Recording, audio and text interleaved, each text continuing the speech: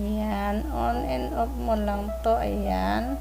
Kung may napili ka ng picture, lalabas lang yan. Papalitan natin ulit. Hanapin ko yung dati. Ayan, ito. Ayan. Kasi, pang ano ko to sa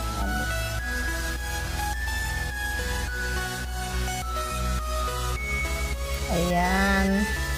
Kasi ito yung aking pang YouTube channel. Ayan, on and off lang yan guys. Magkaka-watermark na yung iyong screenshot.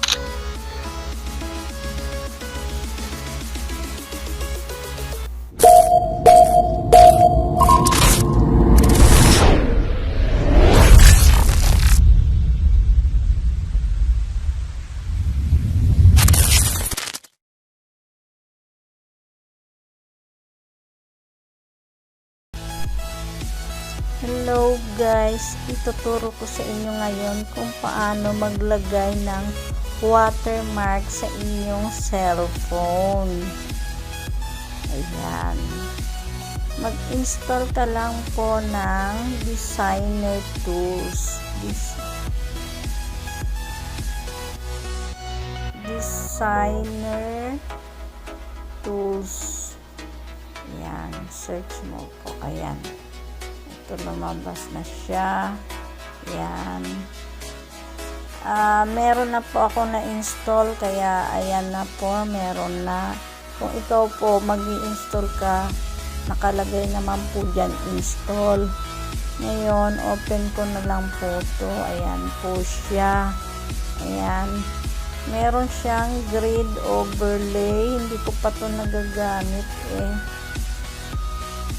Nakalagay on screen grid, help you check your layouts for misaligned elements and inconsistent spacing across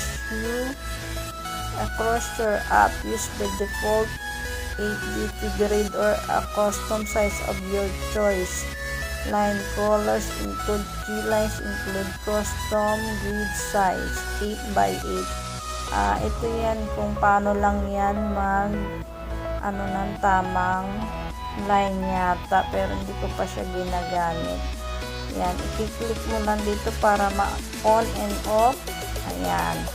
Ito po yung ginagamit ko para sa aming mga SS at SR. Yan, sa aming mga GC. Ayan. Mock-up overlay. Maglalagay ka lang dito ng iyong picture. Pipili ka lang. Ayan. Halimbawa ito. Ayan. O, diba? Meron na po siya. Tapos, i-on mo lang yan. O, ayan. May watermark na po ang inyong cellphone.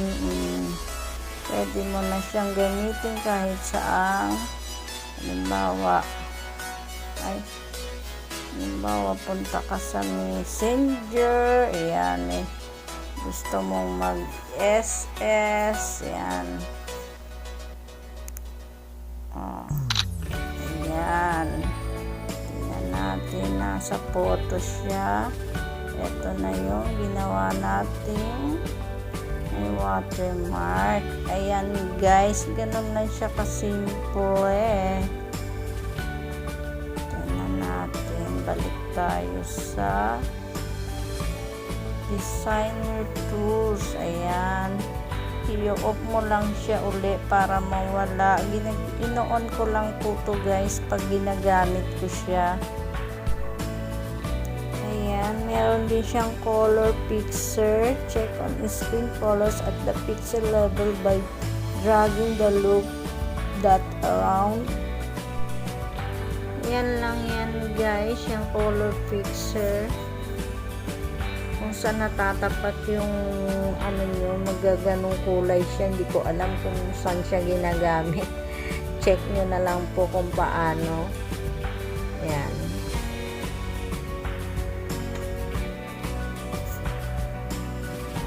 naman tayo sa screenshot details. Pag nag-screenshot po kayo, lalabas po yung details ng in-screenshot nyo. Yan. Yan natin. Yung in-screenshot natin. Yan. Yan na po siya.